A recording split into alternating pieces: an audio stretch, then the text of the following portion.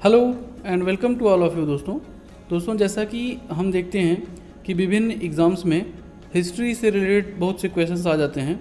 तो दोस्तों आज के इस वीडियो में हम डिस्कस करेंगे मुग़ल साम्राज्य से आए हुए विभिन्न एग्ज़ाम्स में क्वेश्चंस को। तो चलिए दोस्तों स्टार्ट करते हैं पहले प्रश्न से। पहला प्रश्न है दोस्तों, निम्नलिखित में से किस युद्ध में भारत में मुग़ल साम्राज्य की नींव पड़ी? और आपके ऑप्शंस हैं दोस्तों, प्लासी का युद्ध, तराइन का युद्ध, पानीपत का युद्ध या फिर हल्दी घाटी का युद्ध। और यह प्रश्न दोस्तों एसएससी के एग्ज़ाम में वर्ष 2001 में पूछा गया प्रश्न है।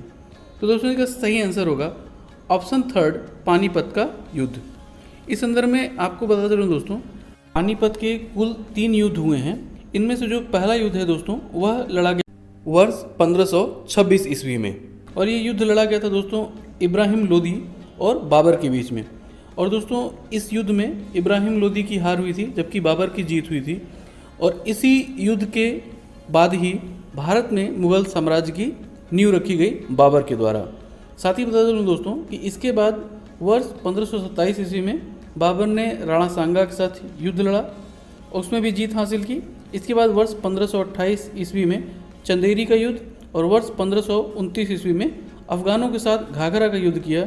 और इन सभी युद्धों में जो है कि बाबर ने विजय प्राप्त की और भारतवर्ष में मुग़ल साम्राज्य की नींव रखी। वीडियो में आगे बढ़ने से पहले दोस्तों, अगर आप इस चैनल पर नए हैं और चैनल को अभी तक सब्सक्राइब नहीं किया है तो नीचे दिए गए सब्सक्राइब बटन से चैनल को सब्सक्राइब कर लें, साथ ही बेल आइकन को भी प्रेस कर लें जिससे आगे आने वाली वीडियोज़ की नोटिफिकेशन आपको मिलती रहे। बढ़ते हैं दोस्तों अगले प्रश्न की तरफ। अगला प्रश्न है, निम्नलिखित में से किसने ऐसे बाग बगीचे जिनमें पानी बहता हो के निर्माण की परंपरा की शुरुआत की थी? और आपके ऑप्शन हैं दोस्तों, बाबर, हुमायूं, अकबर या फिर जहांगीर। तो दोस्तों इसका सही आंसर होगा ऑप्शन फर्स्ट, बाबर। इस संदर्भ में आपको बताता चलूँ दोस्तों कि जो यह मुग़ल साम्राज्य के संस्थापक बाबर था वह बाग बगीचों का और फूल पत्तियों का बहुत ही शौकीन था, जबकि दोस्तों मुग़ल बादशाह जो जहांगीर था वह चित्रकारी का बहुत ही मतलब कि पेंटिंग्स का जो है कि बहुत ही बड़ा वो प्रशंसक था। जबकि शाहजहाँ, मुग़ल बादशाह शाहजहाँ, उसकी रुचि थी भवन निर्माण में। और बहुत से महत्वपूर्ण जो भवन हैं जैसे लाल किला हो गया, मोती मस्जिद हो गया, इसके बाद आगरा का ताजमहल हो गया, तो इस तरह के बहुत से भवनों का निर्माण शाहजहाँ के शासनकाल में हुआ है। यहाँ पर दोस्तों बात बाबर की हो रही है तो आपको बताता चलूँ कि बाबर ने अपनी खुद की आत्मकथा लिखी है तुजुक ए बाबरी नाम से, और यह पुस्तक उन्होंने तुर्की भाषा में लिखी है। जबकि दोस्तों पुस्तक हुमायूं नामा की रचना किया है गुलबदन बेगम ने।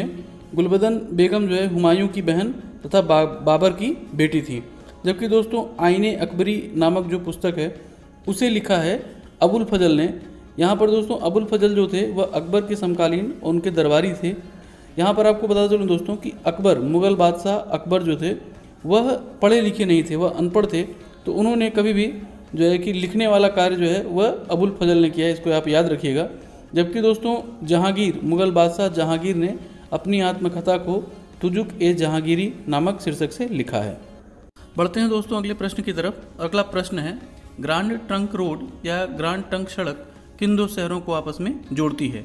और आपके ऑप्शन हैं दोस्तों, कोलकाता और मुंबई, दिल्ली और चेन्नई, कोलकाता और अमृतसर या फिर लुधियाना और तिरुपति। तो दोस्तों इसका सही आंसर होगा ऑप्शन थर्ड, कोलकाता और अमृतसर। इस संदर्भ में आपको बता चलूँ दोस्तों कि ग्रांड ट्रंक रोड की स्थापना या उसको बनवाया था शेर शाह सूरी ने। और दोस्तों आपको बता दूं कि यह जो ग्रांड ट्रंक रोड है यह आज भी एग्जिस्ट करती है। और हमारा जो NH1 है यानी नेशनल हाईवे 1 वह कहलाता है कोलकाता से दिल्ली तक, और फिर दिल्ली से जो अमृतसर तक का रोड है वह कहलाता है NH2। इस संदर्भ में और भी आपको बता दूं दोस्तों कि यह सड़क सिर्फ कोलकाता से अमृतसर तक ही नहीं है। जिस समय इसे शेरशाह सूरी द्वारा बनवाया गया था उस समय यह जो सड़क था वह ढाका से पेशावर तक था। बढ़ते हैं दोस्तों अगले प्रश्न की तरफ। और अगला प्रश्न है, वर्ष 1539 के चौसा के युद्ध में हुमायूं को किसने पराजित किया था? और आपके ऑप्शन है दोस्तों, शिवाजी, महाराणा प्रताप, शेरशाह सूरी या फिर इनमें से कोई भी नहीं। तो दोस्तों इसका सही आंसर होगा ऑप्शन थर्ड, शेरशाह सूरी। इस संदर्भ में आपको बता चलूँ दोस्तों कि शेर शाह सूरी के बचपन का नाम फरीद खान था और वर्ष 1539 ईस्वी में मुग़ल बादशाह हुमायूं को उन्होंने चौसा के युद्ध में हराया था और इसके बाद मुग़ल बादशाह को निर्वासित का जीवन जीना पड़ा था। और उस दौरान वर्ष 1539 से वर्ष 1555 ईस्वी तक जो है कि भारतीय साम्राज्य पर शेर शाह सूरी ने शासन किया। अब बढ़ते हैं अगले प्रश्न की तरफ दोस्तों, और अगला प्रश्न है शेर शाह सूरी का मकबरा कहाँ स्थित है? और आपके ऑप्शन हैं दोस्तों दिल्ली, आगरा, सासाराम या फिर लाहौर। तो दोस्तों इसका सही आंसर होगा ऑप्शन थर्ड सासाराम। बढ़ते हैं दोस्तों अगले प्रश्न की तरफ, और अगला प्रश्न है निम्नलिखित में से किस मुगल शासक ने 2 बार शासन किया? और आपके ऑप्शन हैं दोस्तों शाहजहां, हुमायूं, बाबर या फिर अकबर। तो दोस्तों इसका सही आंसर होगा ऑप्शन सेकंड हुमायूं। दोस्तों जैसा कि मैंने अभी पहले आपको बताया कि वर्ष 1539 ईस्वी में चौसा का युद्ध होता है और इसके बाद हुमायूं निर्वासित का जीवन जीते हैं। इसके बाद दोस्तों जब 1555 ईस्वी में शेर शाह सूरी की मृत्यु हो जाती है, इसके बाद हुमायूं वापस भारत आते हैं और अपने शासन पे बैठते हैं और इसी दौरान दोस्तों लगभग 6 महीने का ही उन्होंने शासन किया था। इसके बाद 1 जनवरी वर्ष 1556 ईस्वी को पुस्तकालय की सीढ़ियों से गिरकर हुमायूं की मृत्यु हो जाती है। अब बढ़ते हैं अगले प्रश्न की तरफ दोस्तों, और अगला प्रश्न है निम्नलिखित में से किस मुगल बादशाह की मृत्यु दीन पनाह पुस्तकालय की सीढ़ियों से गिरने के कारण हुई? और आपके ऑप्शन हैं दोस्तों बाबर, हुमायूं, अकबर या फिर जहांगीर। और यह प्रश्न भी दोस्तों वर्ष 2002 में एसएससी के एग्ज़ाम में पूछा गया है। तो दोस्तों जैसा कि पहले ही मैंने इसका आंसर आपको बताया है कि इसका सही आंसर होगा ऑप्शन सेकंड हुमायूं।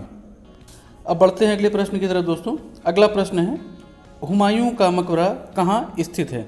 और आपके ऑप्शन हैं दोस्तों काबुल, दिल्ली, आगरा या फिर लाहौर। तो दोस्तों इसका सही आंसर होगा ऑप्शन सेकंड दिल्ली। यहीं पर दोस्तों आपको एक इंटरेस्टिंग फैक्ट बताता चलूँ कि वर्ष 1857 ईस्वी का जो हमारी स्वतंत्रता लड़ाई हुई थी, उसमें जब मुग़ल बादशाह बहादुर शाह जफ़र अंग्रेज़ों से भागकर इन्हीं जो है कि दिल्ली में स्थित हुमायूं के मकबरे में छिपे हुए थे। साथ ही बता चलूँ दोस्तों कि यहाँ पे जो अन्य शहर भी दिए हुए हैं काबुल, तो यहाँ काबुल में जो है कि बाबर का मकबरा है, जबकि दिल्ली में तो मैंने आपको बता ही दिया है। आगरा में दोस्तों मुग़ल बादशाह अकबर का मकबरा, जबकि लाहौर में मुग़ल बादशाह जहांगीर का मकबरा है। साथ ही दोस्तों यहाँ पर बताता चलूँ कि जो अंतिम मुग़ल बादशाह थे, मुग़ल बादशाह बहादुर शाह जफ़र, उनका जो मकबरा है वह म्यांमार में स्थित है। अब बढ़ते हैं दोस्तों अगले प्रश्न की तरफ, और अगला प्रश्न है युवा अवस्था में अकबर का संरक्षक कौन था? और यह प्रश्न दोस्तों आरआरबी के एग्ज़ाम में वर्ष 2006 में पूछा गया प्रश्न है। और आपके ऑप्शन हैं यहाँ पर दोस्तों हेमू, फैजी, बैरम खान या फिर अबुल फजल। तो दोस्तों इसका सही आंसर होगा ऑप्शन थर्ड बैरम खान। बढ़ते हैं दोस्तों अगले प्रश्न की तरफ। अगला प्रश्न है दिल्ली के लाल किले का निर्माण किस मुग़ल बादशाह के द्वारा करवाया गया है? और आपके ऑप्शन हैं दोस्तों अकबर, जहांगीर, शाहजहां या फिर हुमायूं। तो दोस्तों इसका सही आंसर होगा ऑप्शन थर्ड शाहजहां। और यह प्रश्न भी दोस्तों यूपी पीसीएस के एग्ज़ाम में वर्ष 2002 में, जबकि बिहार पीसीएस के एग्ज़ाम में वर्ष 1998 में पूछा गया प्रश्न है। बढ़ते हैं दोस्तों अगले प्रश्न की तरफ, और अगला प्रश्न है प्रसिद्ध पुस्तक रामचरितमानस के लेखक तुलसीदास किसके शासनकाल से संबंधित थे? और आपके ऑप्शन हैं दोस्तों चंद्रगुप्त विक्रमादित्य, हर्षवर्धन, अकबर या फिर कनिष्क। तो दोस्तों इसका सही आंसर होगा ऑप्शन थर्ड अकबर। अगला प्रश्न है दोस्तों दीन इलाही नामक नया धर्म किसके द्वारा शुरू किया गया था? और आपके ऑप्शन है दोस्तों हुमायूं, जहांगीर, अकबर या फिर शाहजहां। तो दोस्तों इसका सही आंसर होगा ऑप्शन थर्ड अकबर। बढ़ते हैं अगले प्रश्न की तरफ दोस्तों, और प्रश्न है पानीपत की दूसरी लड़ाई निम्नलिखित में से किनके बीच में हुई थी? और आपके ऑप्शन हैं दोस्तों अकबर और हेमू, राजपूतों और मुगलों के बीच में, सिकंदर और आदिल शाह के बीच में, या फिर बाबर और इब्राहिम लोदी के बीच में। तो दोस्तों जैसा कि मैंने वीडियो की स्टार्ट में भी आपसे बताया था कि पानीपत की कुल 3 लड़ाइयाँ हुई थी। उनमें से पहली लड़ाई तो दोस्तों बाबर और इब्राहिम के बीच में, जबकि दूसरी लड़ाई दोस्तों हुई थी अकबर और हेमू के बीच में। तो दोस्तों इसका सही आंसर होगा ऑप्शन फर्स्ट अकबर और हेमू। अगला प्रश्न है दोस्तों महान संगीतज्ञ तानसेन किसके दरबार में थे? और आपके ऑप्शन हैं दोस्तों जहांगीर, अकबर, बाबर या फिर शाहजहां। तो दोस्तों इसका सही आंसर होगा ऑप्शन सेकंड अकबर। इस संदर्भ में आपको बता चलूँ दोस्तों कि जो तानसेन थे उनका जो मकबरा है वह मध्य प्रदेश के ग्वालियर में स्थित है और मध्य प्रदेश राज्य सरकार द्वारा भी तानसेन पुरस्कार संगीत के क्षेत्र में प्रदान किया जाता है। बढ़ते हैं दोस्तों इस सत्र के अंतिम प्रश्न की तरफ। प्रश्न है मुगल काल की राजभाषा क्या थी? और आपके ऑप्शन हैं दोस्तों उर्दू, तुर्की, अरबी या फिर फारसी। तो दोस्तों इसका सही आंसर होगा ऑप्शन फोर्थ फारसी। तो दोस्तों अब बारी है आपके लिए आज के प्रश्न की। और प्रश्न है दोस्तों संगीत के क्षेत्र में तानसेन पुरस्कार किस राज्य सरकार द्वारा प्रदान किया जाता है? और आपके ऑप्शन हैं दोस्तों महाराष्ट्र, उत्तर प्रदेश, मध्य प्रदेश या फिर राजस्थान। तो दोस्तों हमेशा की तरह वीडियो को अगर आपने बहुत ध्यानपूर्वक देखा होगा तो इस प्रश्न का सही उत्तर अभी तक आपको मिल गया होगा और प्रश्न का सही उत्तर आप नीचे कमेंट बॉक्स में कमेंट करके हमें बता सकते हैं। इसी तरह के इंटरेस्टिंग क्वेश्चन आंसर्स के लिए दोस्तों आप हमारा Facebook page my self study को ज्वाइन कर सकते हैं। फेसबुक पेज का लिंक नीचे डिस्क्रिप्शन बॉक्स में दे दिया गया है। तो दोस्तों उम्मीद करता हूँ कि यह वीडियो जरूर आपको पसंद आया होगा और आपको कुछ न कुछ जानने को मिला होगा। वीडियो में दोस्तों अगर आपको कुछ न कुछ जानने को मिला हो और वीडियो आपको पसंद आया हो तो वीडियो को लाइक और शेयर करना ना भूलिएगा, साथ ही चैनल को सब्सक्राइब भी।